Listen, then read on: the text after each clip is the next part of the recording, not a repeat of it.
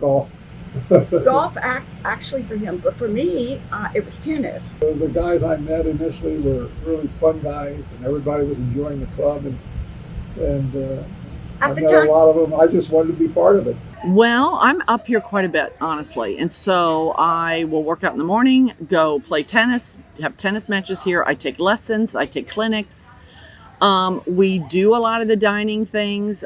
Scott works out of the house a lot of times. I mean, like he travels a ton. So there's some during the week we can't come to because he's not here. Um, and I golf. I mean, I do everything. Honestly, I love it. I take advantage of everything at this club, I would say. Yes. So my family and I moved here and fairly new to the area. And at first it was the swimming pool and being able to come out and have access to that. But really, once we joined the club, became more and more part of the Greystone community and enjoyed all the people that we met and kind of got pulled further and further in as we went.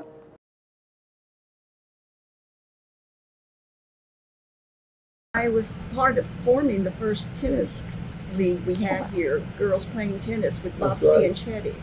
And what wonderful, wonderful times. And then I also played golf. Yeah. And our grandchildren, when they came to visit, they loved, we gave them tennis lessons and golf lessons, and they loved the pool. I wanted to be involved in it. I was retired, and I felt like I needed to be part of it so that I could contribute and help. 2 years after that, in 2002, I got elected president.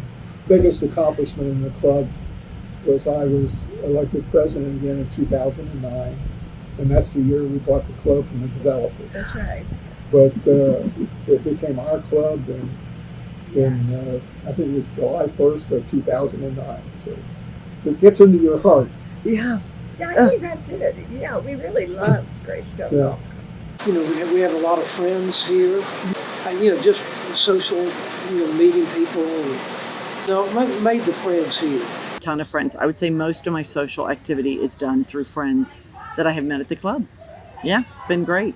Mostly with golf, and after the pandemic I really focused on kind of growing my circle inside the club. And at Greystone we have a lot of open groups, and so at the time it was the Pogos, but there are a number of digits and the diehards, and it's groups where you can just go out and play golf and you play with somebody different every time, and so it's a way to get to know a lot of people and continue to expand that, and that's definitely expanded the people that I know at the club and how I've met some of my best friends now.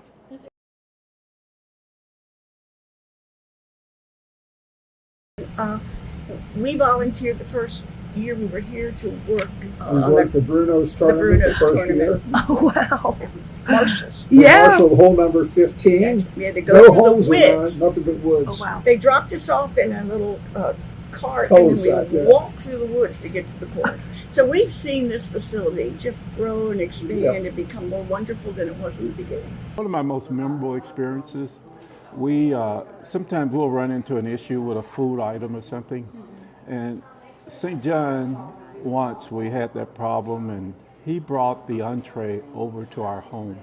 That's amazing. I mean, you couldn't ask for anything more, and he's always very professional, and he's a good face of the club. There's been a couple of really memorable moments that have occurred. The first one that comes to mind was the Dickens dinner. The first Dickens dinner that we went to was really magical for my family, and I did not grow up in a country club environment, and so that was a very different experience. And then as we become more ingrained into the Greystone community, one memory that does stick out is my daughter Alyssa wanted to have her birthday here, and we ate down at what was then Cellar 91, and Dave Porter arranged to give my daughter a birthday present, which was a one of those corksicle cups, you know what I'm talking about, and when they were super popular, and it wasn't what we were expecting. It was completely out of the blue, and it was just a really memorable moment for myself and my family, and it's something that I'll always treasure.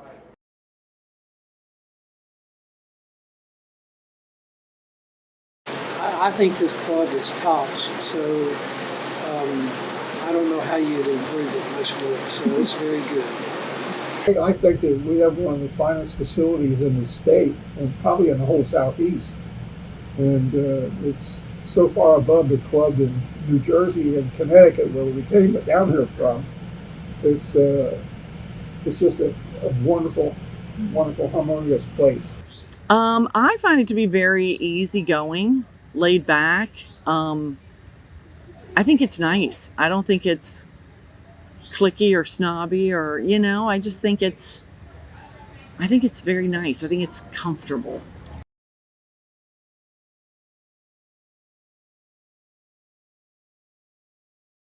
I take advantage of Greystone University. I know a little bit about the program from the standpoint of being able to go around and see all the different areas of the club, and you learn a lot about what's going on in each area and appreciate what other folks do as part of the larger organization. I think that's really important, and get to know the members.